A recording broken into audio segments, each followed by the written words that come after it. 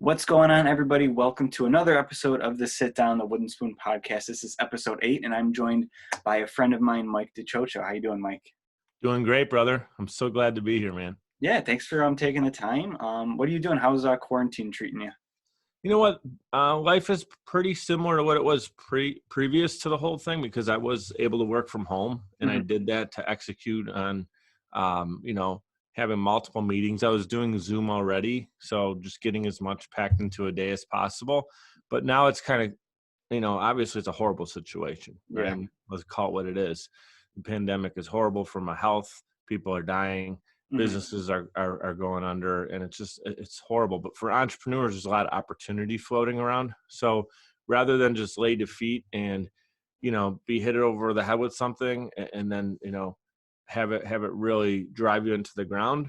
I've been, even once I knew it was kind of starting and I saw it trending that way. Yeah. I've been able to pivot and do some things remotely that I was planning on doing anyway. It was just a little bit of a kick in the butt to say, all right, now you're doing it because you don't have an option. So I started already implementing a lot of the working from home and meeting clients and prospects digitally anyway. So thankfully it wasn't too much of an uphaul for me. Yeah, just a quick backstory. So you own Social Chameleon, which is a social media marketing agency, digital marketing, similar to me. And then you're also the host of Mic'd Up, a podcast. So give a little backstory just on your businesses and the podcast.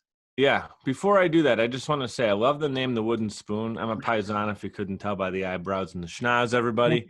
And I got some welts from my grandma, chasing me around the house with the wooden spoon. So if you're tuning in, most of you are probably paisans. I love the T-shirt and the logo. So once I saw you build your thing, The Wooden Spoon, and we met at a comedy show where you were hosting it and stuff, just really, really cool movement that you have.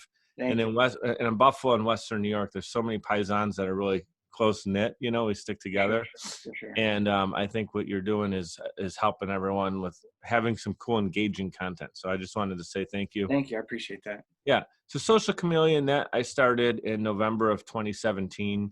The original idea was to get back to my roots. I went to Buff State for media production. It's been a passion of mine since I was a little kid. Ran around the yard with mom and dad's video camera with my brother. He was 2 years older than me, so he was kind of the director, and I was always the actor. I was the good guy, the bad guy. I would just change my outfit, right?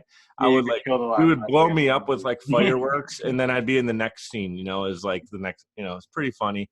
We had like 3 close-knit friends that were in every single movie that we made back then. So it was a lot of fun, and I grew up really idolizing guys like Steven Spielberg and Robert Zemeckis and just some of the fun movies that came out in the late 80s and 90s. And so I always knew I wanted to do something with media, something where I'm creating content even before we called it content, And it was always from a creative place. I always appreciated advertisements that had a cool story and weren't just like super out there, where it was just odd and awkward. Yeah. Or like they would show some random thing and then hit you with the product. And like, that's not even relevant. It just doesn't even do anything for me. But like the really good storytelling where they pull you in and they hit you with something. It doesn't always have to be like sad or super emotional, but just very well done. Creative storytelling has been something I've always liked. And then throughout high school and college, I got into writing, a lot of story writing and screenwriting was always fun for me, writing scripts. And my brother's very good at that as well. So we're like best friends. He's down in Tampa now, so we're not as physically close as we'd like to be. But we did a lot of creative stuff together. He got into stand-up comedy. I got more into the visual storytelling. Sure. Where did you initially see yourself going with all of that, especially in college when you were writing? You know what? I'll just tell this real quick. I actually went originally into college as an elementary education teacher. The reason in the story, there was a purpose behind it, which everything I'm doing now, I've been very clear with finding the purpose in it first. But back then I didn't think that way. I just went with my feelings. And my high school sweetheart and I were like figuring out, okay, I'm like in 11th grade, 12th grade, what am I going to do? And I got accepted into Buff State, early acceptance. And I had a teacher back in freshman year where I had algebra for the first time. First time I had to take a Regents exam.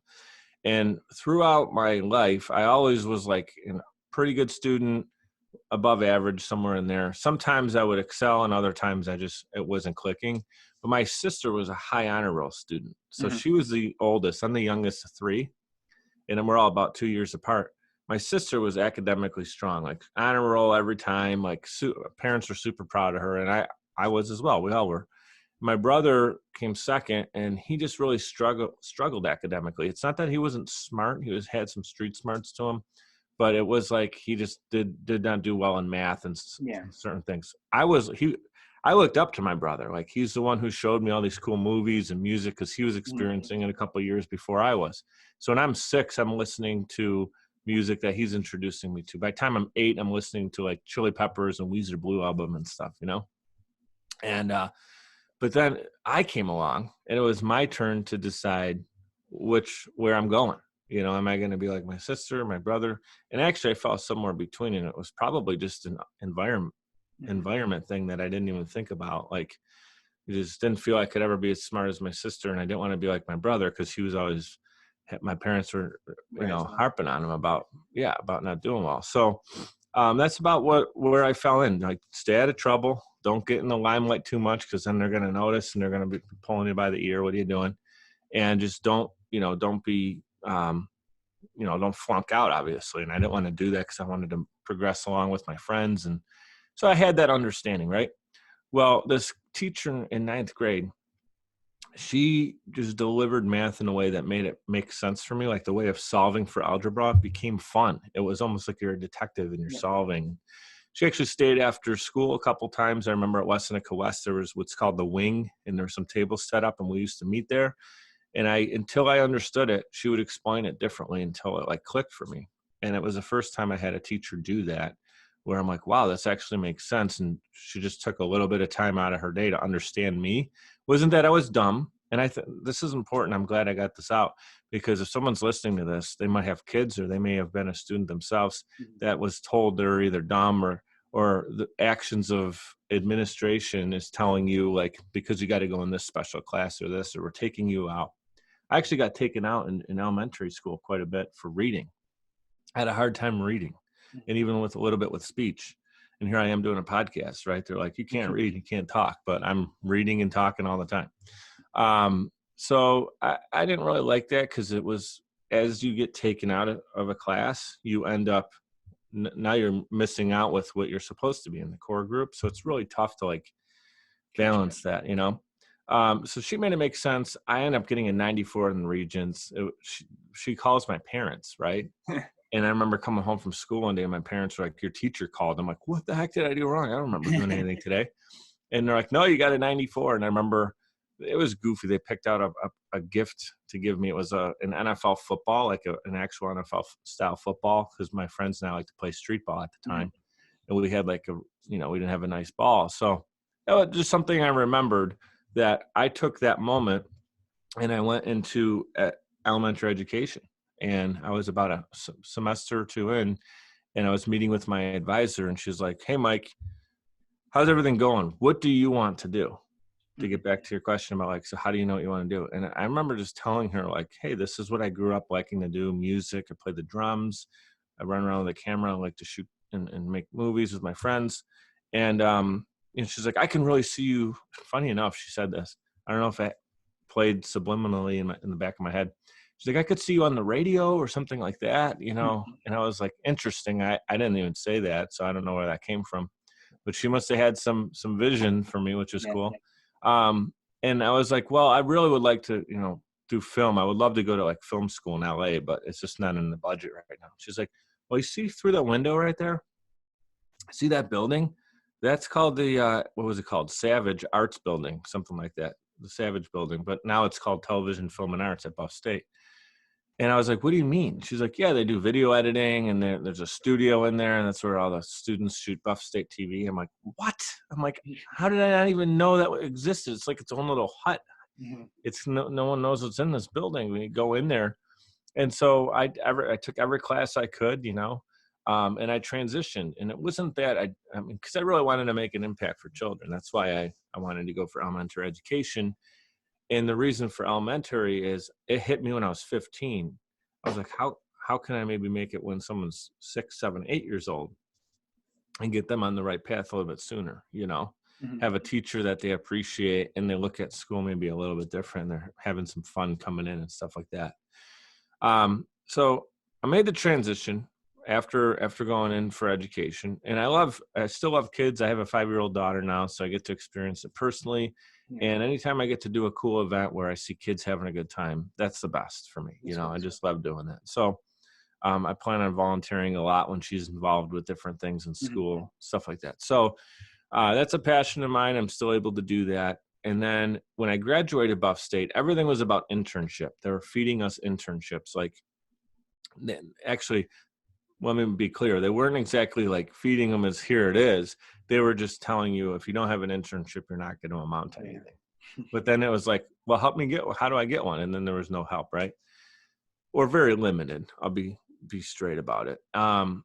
I found out that an internship I could have done was with the local news station, and that had very little interest to me. Like going on the news or being behind the camera and being like, okay, someone got shot in Buffalo, or the Bills won or lost, or this or that, just saying what's happening. It's sunny in the sky. Tomorrow it's going to be cloudy and raining and snowing by Sunday. It just wasn't something I wanted to do. I wasn't super excited or interested in doing that. So I didn't really pursue it. I was going to move out to California. My uncle's out there. He's doing really well. He lives in Sherman Oaks, and he works at Warner Brothers and Sony and all the big motion pictures. He does engineering, sound engineering. Okay.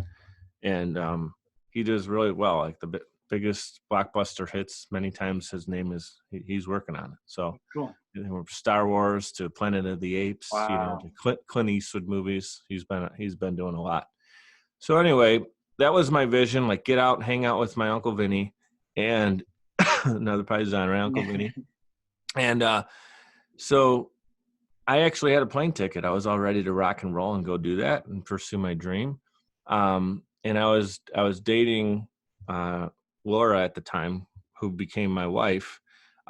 We dated for 3 years. We got engaged and married, had a daughter, Isabel, together in 2015. So we were doing all that. Like, I ended up taking the path of more building a family. I thought about it, I meditated about it. And back in 2008 and 2009, I said, I would hate to go and then take away what I just started to build, which was the serious relationship I was in. So got married in 2011. Isabel was born in 2015. And then in 2017, things took a turn. I ended up getting divorced. And, I'll just keep it real short. It ended up happening. I always take everything, like we talked about the pandemic, and figure out what good I could learn from it. It was a horrible situation, but just sitting there sulking, I moved into an apartment, just sitting there all day and thinking about what went wrong wasn't going to serve me, wasn't going to make me a better person. So I already started to dive right into business. Yep. And a couple months prior to that being official is when I had the idea and launched Social Chameleon. And the reason for it was to get back to those roots. And what I didn't share was, once I did get married, I was 25 years old, and now my responsibilities changed. So things became a lot more about serving, like, putting the bacon on the table, you know what I mean? Bringing home the bacon. And so, and I was cool with that. So I sold insurance for 3.5 years. I was I killed it at a company called Sleep Number, selling mattresses for 2 years, won President's Circle Awards. And I started to really get this sports-like, people don't like the word addiction, but I really I just thrived in that sales environment because I believed in the product. I believed I was helping people, and I knew I was. They were coming back. I was getting referrals, and I was doing well, and I was getting rewarded. And rewarding is such a self-confidence builder. For sure. So if I didn't have other things going on in life, like, hey, I'm not behind the camera, I'm not behind the drums as much, but I go into work, I come out, I'm one of the top sales guys. I had something I knew I was controlling, that I was executing. So it started to become really a confidence booster. And I got recruited into a couple different businesses. I did insurance. And I just knew, even when I was doing it and doing it well, that it wasn't what I just knew my core wasn't being served long term. But I knew it was great for my wife at the time and my family situation. Daughter comes along. I'm doing pretty darn well. at 25 years old, making pretty good money in this area, and when that actually started to take a turn, right? And I saw that not working out. There's a great clip by Jim Carrey where he's talking about his father. It's really hard, like it hits you right in the heart, man. It's talking about his dad. He was an accountant, I believe. And but he loved to play saxophone. He was a jazz musician, and he kind of gave up that dream because Jim and his family, he had a ton of brothers and sisters. They had a big family. They were living in a van, I believe, at one point. And this guy was just doing everything he can to get a better lifestyle, right? So he pivoted and he gave up on his dream to go into accounting. At 50 years old, I believe he got laid off. He just got told your position here at this company is not needed anymore. And Jim says the worst feeling in the world is to compromise, give up on something, and still go a different path and have that thing fail and not work. Because now it's like you gave up on your dream and something else you're not even doing 100% for your self-serving for your spirit, and then that fails. And I actually experienced that because a lot of the things I was doing, and I was happy to do those for the family, but when it, like the family thing didn't work out right, I remember having a moment of like, holy smokes, like, I didn't do all the things I wanted to do as much, and it still didn't work out. Mm-hmm. So I'll be damned. Now I can look myself in the mirror and I can make every decision. What do I really want to do? What's the underlying things that have been pulling at my heart, and go and do them. And that's when I started Social Chameleon. And the reason for the podcast was I was diving so heavily into content like Ed Milet, Tony Robbins, a lot of guys, Lewis House, guys that had these fantastic podcasts, and their guests would come on and just share these amazing stories. And I remember I did a lot of driving, going meeting with prospects and clients. Mm-hmm. So it was like an education on wheels. And not too many people at the time in 2016 and 17 were talking about podcasts, really. So I felt like I had this little secret weapon. It's kind of like book on tape, but it was more conversational.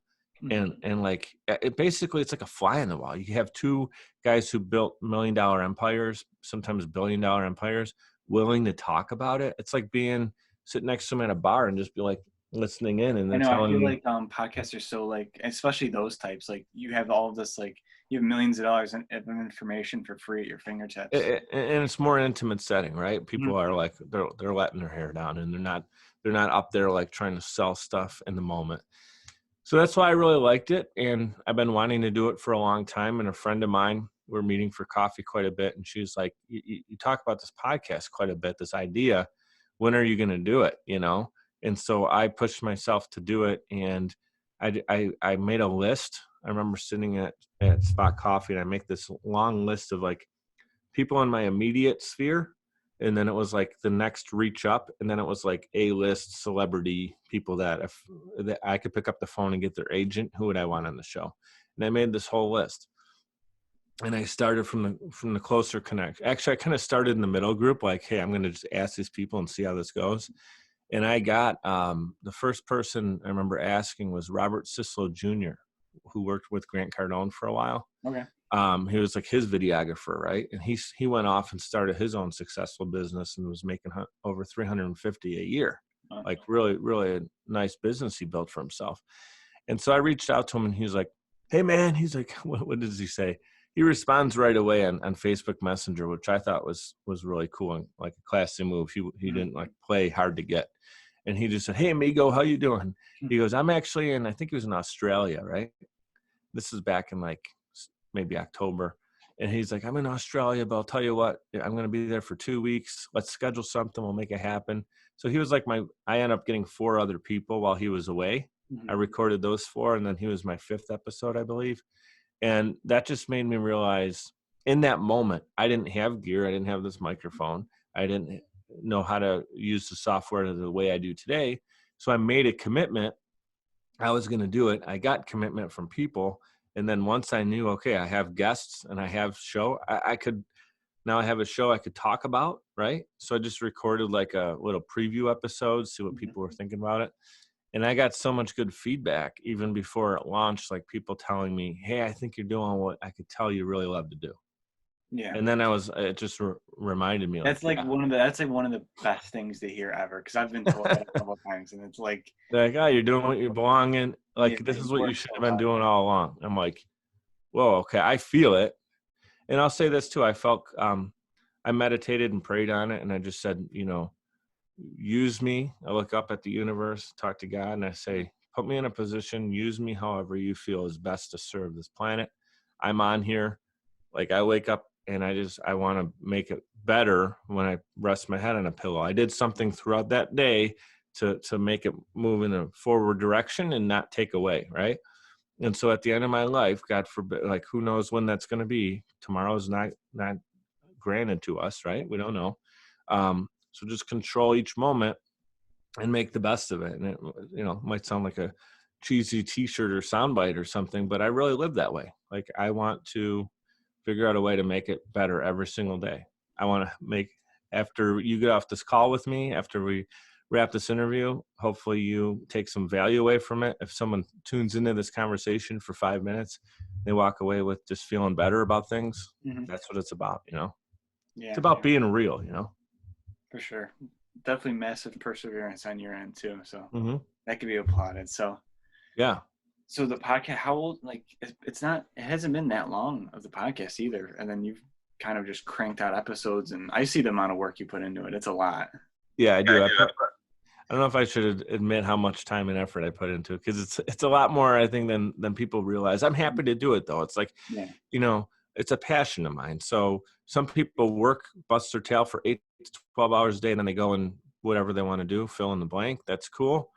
I really like to read. I like to watch other people's content to learn. And then I like to produce my own. And those are the things I do. And then aside from that, I'm working with clients at Social Chameleon. And I also started producing other people's podcasts because they saw mine and they're like, can you help me do that? Mm-hmm. Answers. I said yes. And then I figured out how to educate and make it happen. But to That's answer your question, not to interrupt, but I think just saying yes first is such a big thing that a lot of people don't do. Got to be careful too, though. Like, I know Warren Buffett always says the reason he's been so successful is because he knows when to say no. Mm-hmm.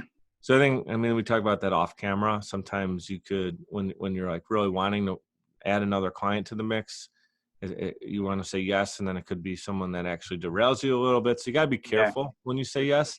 But in terms of like starting and like especially like something about your passion, you got to get moving. You got to do it. And you're not gonna learn how to do it really well until you're doing it. Like, you can't be a star soccer player until you're out there when you're a little kid running around I think learning the game. The power of no almost starts to come, especially like in terms of trying to like scale whatever you're doing. And I think once you prove yourself and you build authority, then you have a little bit more ability to say, hey, you know what, this isn't the right project for me. And then you build your network so you can do one of these awesome moves. I'm going to get you over to someone who's the right fit for that. My friend, Nico, and get you over to him because I believe he's actually, it sounds more like he's your cup of coffee.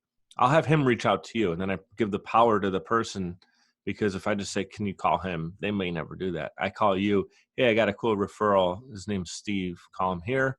Done. You're happy. You can make an extra phone call you didn't have in your book, and they're being served by a friend connection instead of just Googling a random person and reading Google reviews, So, but what I wanted to say about the show, I got 25 that are out that you can listen to on Spotify. They're on YouTube, Apple Podcasts, Google Podcasts. I'll put the links in everything. I appreciate it. Yeah. And then other carriers, like other platforms, picked it up, like Castbox and Podcast Addict. I had someone ask, like, are you on there? And I checked, and I am. It's because when you create an RSS feed, it distributes to a lot of those. So that was really cool. I use Libsyn. I'm really happy with them as a distribution center. And I do one a week. I started in November. I think November 4th was the first launch, and I do one every week. Wow. I know some people kick out content multiple times a week, which I think is fantastic, but it's not really produced necessarily. They just, they'll do a Facebook Live and then share it or whatever. And that's cool. It's important to have consistent messaging, but for my show, I really want it to be something that I can edit. I can add links into it. Your name pops up on the screen. If if someone has a cough or something we don't, it's an organic conversation. I typically don't cut anything out, but I can edit around those coughs and those moments, those blemishes, if you will. And then I put a beginning and an outro on it. And usually the outro is customized to that week, a message, something going on. I was nominated as a Man of the Year candidate for Leukemia and Lymphoma Society. So I've been mindful of making sure I remind people on my show, like, hey, if you want to help out and donate, or you can share this information, and I do it at the end, so it has all the links and stuff. So yeah, but it's been super fun, like just talking to people like yourself. That's what I think life is about: building connections, building friendships, learning from each other, helping people out. And the podcast does all that, and it's helping me build my brand. I've had people tell me like, oh, I love what you're doing. And it's like, I've never met them before. So they're seeing it. They're seeing me and listening to me before we meet. And then they actually have a level of comfort already with me, because they know a lot more about me than I do about them. Yeah, then that's massive. I mean, in terms and getting back to like business, that's a lot of leverage in terms of negotiation and building your business too. So that's awesome. And look, I started it without thinking about leverage at all. I really did. I started it because I wanted to have those conversations with people. And actually, one of the things that made me realize that I wanted to do it was I was already having these conversations with people over coffee, right? Yep. Like if you and I met, we would have a nice conversation about how we started our social media businesses, our Italian connections. We'd probably have some jokes about our family that were similar.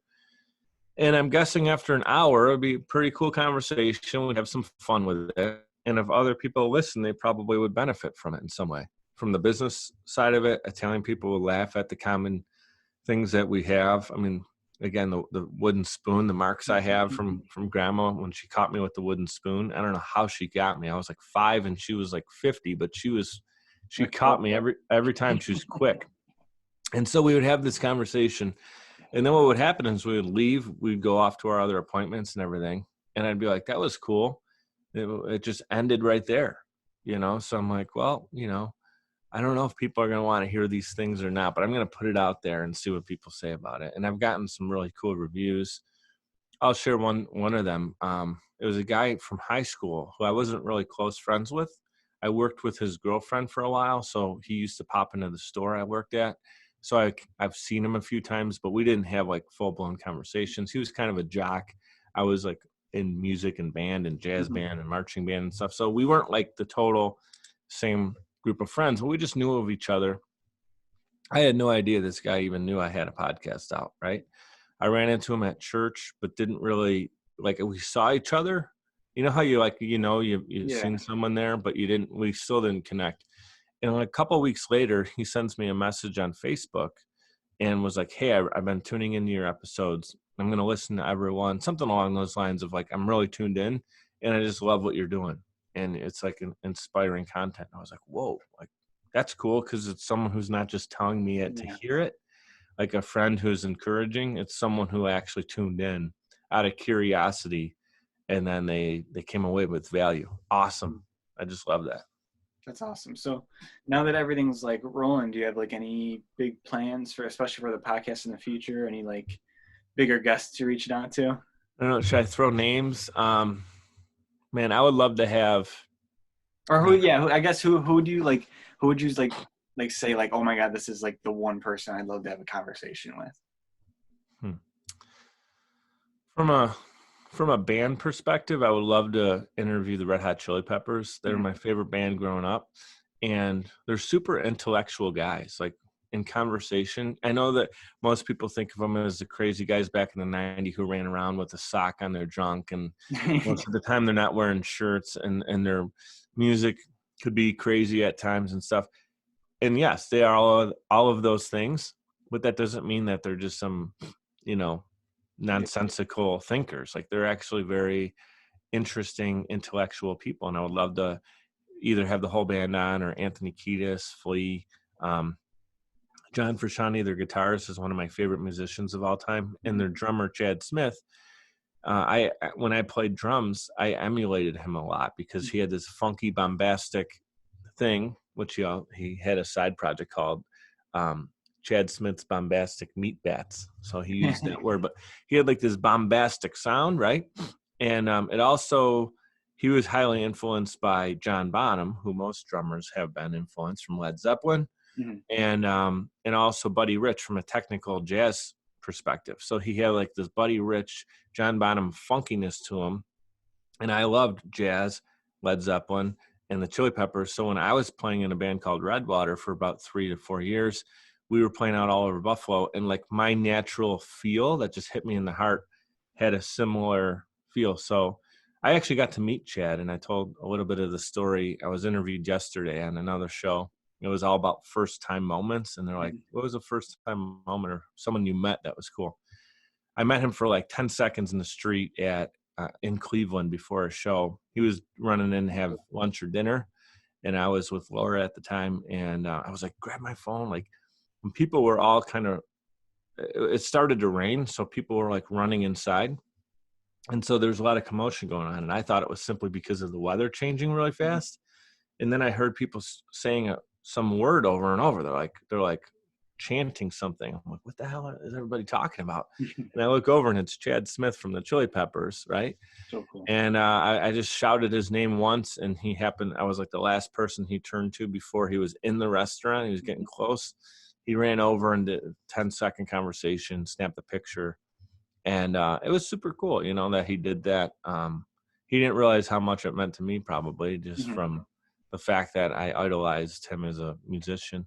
And I'm happy to see they're back together, and John just rejoined the band again. They're guitar players. So, I would love to interview them. Some famous comedians that you and I both love, like Maniscalco, would be huge to get him on the show.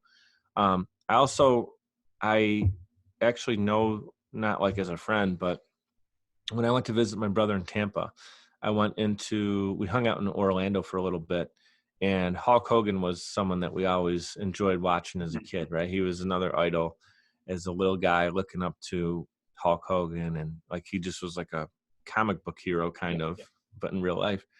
And when we were down there, I mingle and talk to everybody. So Hulk wasn't in his shop, but we went on International Drive, I believe it is, went into Hogan's Beat Shop. And I was looking around, I bought a t-shirt, and my brother, he's even bigger of a Hulk Hogan fan than I am. We're looking at all the memorabilia, and there's like signed WrestleMania belts and all. It's just really, really cool. It's basically like a Hulk Hogan museum in a wrestling museum. And I asked if Ron was there, right? He's the general manager of the beat shop. And because my brother met him, Hulk did a signing where my brother got to meet Hulk Hogan, right?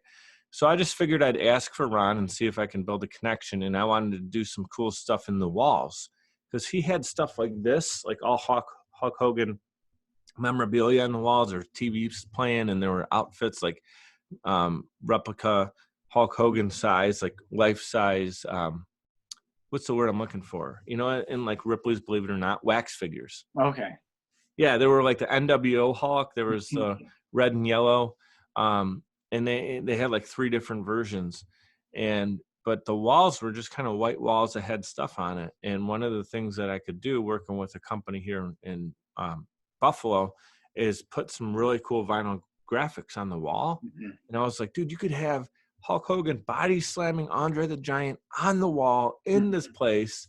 And but they were planning on moving, and then he started a restaurant. So long story short, I call after I left there and he wasn't there. I got his number, and I called him, and probably had about 20 conversations with Ron over the last 2 years. Like, when are we going to work together? And I told him, like, even in the quarantine, like, you have an online store, we could work together, and I can help you get some Facebook ads going, since you don't have people coming in the store since it's closed. I can still help you sell. But they're just cranky. Like, Hulk could just do a 10-second video, and he's going to sell 1,000 action figures, you know what I mean? Right. So, but anyway, we were talking, and I was like, man, I would love to have him on my show. And the problem with that is when there's so much demand, the guys feel funny saying yes to one person and no to 100 others, especially if those 100 others are closer friends. And I'm just some guy from Buffalo that kept a connection, and I hustle, and like I'm persistent. And Ron was super classy about it. But I asked him if he would do something for LLS, and he's like, we can't say yes, because they have people throwing them decent amount of money to do stuff like that. Like, and he has to say no because you start to build enemies that way. So he'd rather just do his own content. But there's some big names I think that now in quarantine I'm gonna try to hit up because they're a little bit more accessible, right? So, yeah, a lot of people I've been finding that too. I've just been reaching out like, hey, could you do like a 20-30 minute just Zoom call? And they're like, yeah, that sounds great. Because it's like travel involved. Can you share some of the people that you?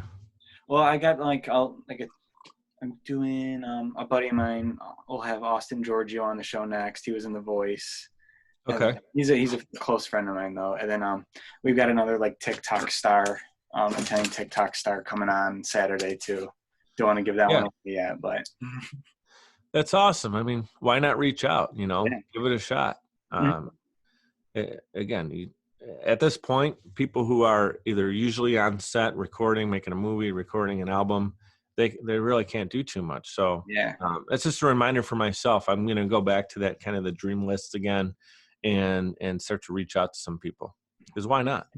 I know I find myself busier than ever right now. Just because at the start of quarantine, like, I'll have so much free time. Let me do this, this, and that. I started investing in stocks, and then that takes up time. And I'm like, let's start up the podcast, but make it on Zoom. And then I got new clients now that I started working with just because everyone's like, I want to go online now. Yeah, I've been busier. We get to create how busy we are too. So I've always been very busy. But now I'm actually having more success.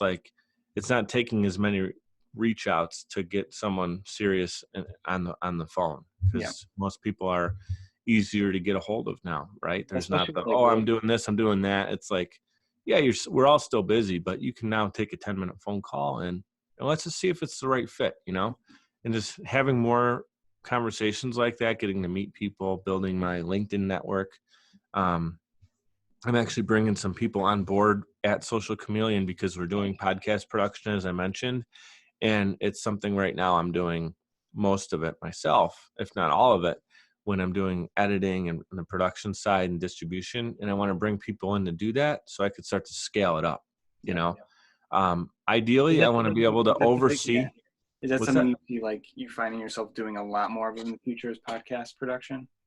I really want that to be our thing that we're known for, because I believe in it as a medium so much. Yes. That people can learn from it. It's making a difference.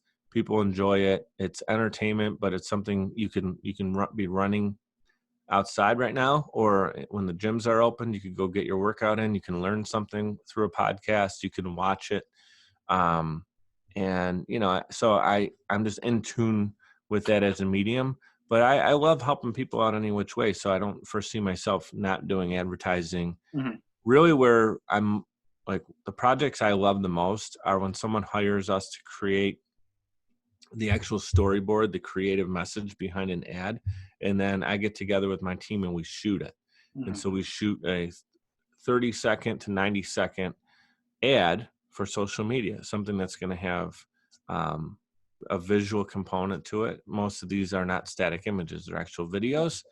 And I just love it because now I'm directing, I'm doing what I love to do. I'm storytelling, I'm writing the storyboard, and clients, that's not necessarily their strong point. They know their products and services, but the reason they're hiring me is to help them tell their story and get to a target market and be interesting and grab attention and have more people click through on that ad. And that's what we're hired to do. And the copy is super important. The text, the actual copy in the ad is super important. And the fact that most people listen to or watch 3 to 5 seconds of a video. And also 90% of people are not, they're actually not watching it. Or excuse me, they're not listening to it. So they're just reading the titles, the subtitles on it. So if you don't have subtitles in a video, there's a high percent chance that they're just looking at it. And if they don't find interest in it somehow, they're going to scroll right through. So it's important to have those subtitles. So those little details are things that I help my clients with, where they either don't know how to do it or it's time, and their time is better spent doing things that they're great at and that they want to be doing. Then they hire someone like me, social chameleon, or someone like yourself to help them do the things that they're not experts in, that they need a partner to make it happen. It's awesome though how everything's pretty much come full circle for you, like right back to Yeah, the only thing I need to get back to doing more is drumming, because I know I still have it. The steering wheel in my car gets beat up quite a bit when a good song is on. I know I still have it. It's in my heart. I literally, there's no such thing as like silencing my mind. I try to meditate, but whenever I do that, like there's music flowing in my veins all the time. I hear drum beats in my head. And then I know I have a digital drum set that I have set up at my parents', that when my daughter's with me, we go down in the basement and we jam on it. And so that's kind of my tester to make sure, okay, I still got it. But there's a difference in being able to play a drum beat, let's be clear, and being able to do an hour show, having the chops. So I remember we used to usually play about an hour, and it was like, full workout. I felt like I played, football game or something, but without all the physical abuse, But I'd be drenched because I was very animated. I get into it, man. Music is something you feel. It's a beautiful thing. It's a universal language. It brings people together. Like two strangers meet and they like the same song. They could, all of a sudden, a friendship forms. Or there's a song on that you hear, it makes you feel good. Two people are hearing it at the same time. They're feeling good. If there was something going on that, people are get angry about or something, it could change your mood. For sure. So, but yeah, brother, we're hustling more than ever, shout out to Bill's Mafia right here. Del Reed at 26 Shirts. Tell me a little bit about what you're doing. And obviously like our joint audiences, I'm going to share this with just kind of talk to really interesting Italian Americans, especially. Love to just do a lot of it in Buffalo too, but I'm open to pretty much talking to anybody, especially like they have a great story. We'll sit down and talk. Yeah. Like I know, like we're both Italian. We've got those similar roots, and you've got great stories to tell. So I definitely wanted to shoot an episode with you. Yeah. Can I give a shout out to my family real quick? Absolutely. So the DiCioccio family, and also my mom's family is the Cirilli family. So DiCioccio and Cirilli both came over right from Italy, right off the boat kind of thing. My dad was actually born in Venezuela, which is interesting because as his family was coming from Italy, and there was a lot of turmoil going on in Italy, and they kept hearing like, America's where you got to go. It's the land of opportunity, right? And so we had other family that already was settling in here. Some was in Pennsylvania. My mom's family went to Brooklyn first and then to Buffalo. But my dad was born in Venezuela, like in between times back in the early 50s. He was born in 51. And I believe in 53 is when they officially moved to, it was either 52 or 53 that they moved to the States. And I just want to say, like, if anyone's listening to this and you moved from one city to another, you know that is a lot of work. Getting the U-Haul, getting everything going, right? It's just not something that you don't do it overnight, and it's not an easy thing to do. We're talking about families moving from one country to the other. And in both cases with my grandparents, they did not do it together. They went at different times. Yeah. The only form of communication was written letter, right? And then you're going into a foreign country where you barely speak English. No one's really giving you a ton of respect. And you're going and making it happen. And they both ended up being entrepreneurial. My grandfathers both owned delis. I didn't find this out until just a couple of years ago. I knew my one grandpa had a business, but I never knew my mom's dad had a business that when she was my daughter's age, was like working in the shop with him, She remembers dipping candy apples. He had a deli and like little candy shop and stuff. And like she has these stories of remembering my grandpa as an entrepreneur, and my dad's dad he was paving streets in Venezuela, right? Like, but what was happening is he was looking at opportunity. These guys were out there and they needed something, so he created this stand to help have food, lunch for the guys that are working on the road. So he thought like, hey, I'll build this little stand, right? And whatever money that they could get together, they used to come over to the States. Now, here's what I think, man.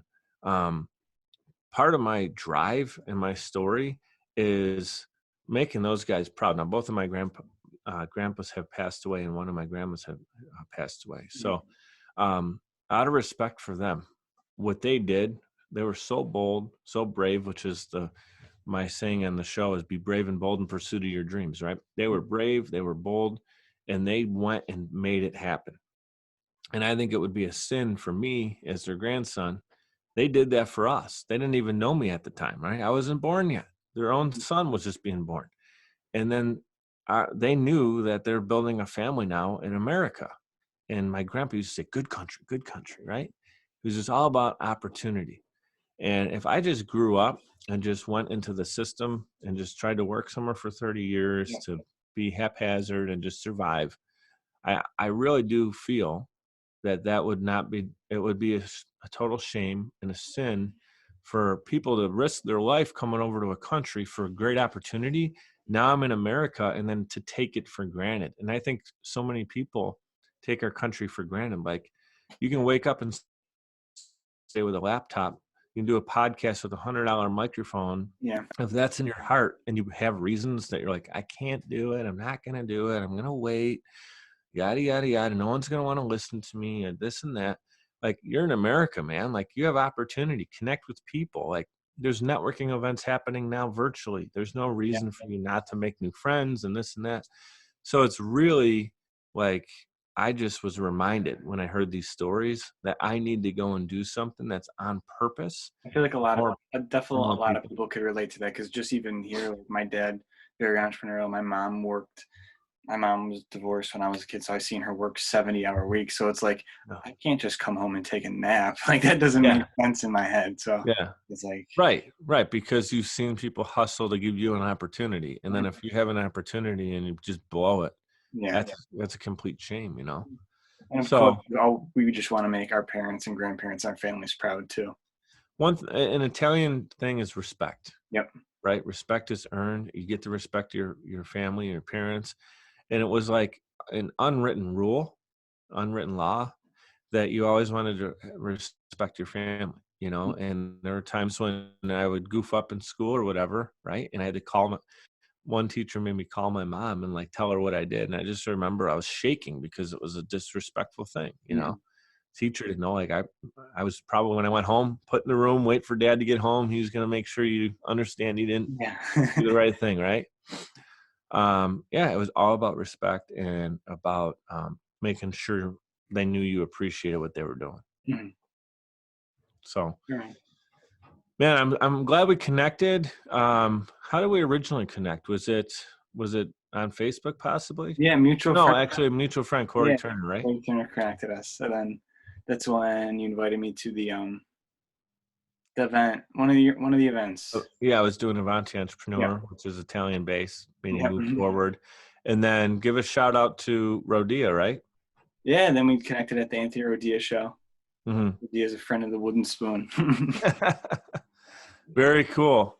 I'm going to tune into the rest of your content. Appreciate you having me here today, man. Right. So everybody go check out Mike Up with Mike DiCioccio. All the links will be somewhere here, whether it's on YouTube or Facebook. MikeDupPodcast.com. I kept it really simple. It's MIKED up podcast.com. And then Social Chameleon is Social Chameleon, which is CHAMELEON.US. Awesome. Well, thank you so much for taking the time, Mike. I really appreciate it. I appreciate you, man. Stay safe during the quarantine, and just keep doing what you're doing. It's definitely inspiring me, and I'm sure many others. Thanks, brother. Digital fist bump, man. All right, take care, man. Cheers. Bye-bye.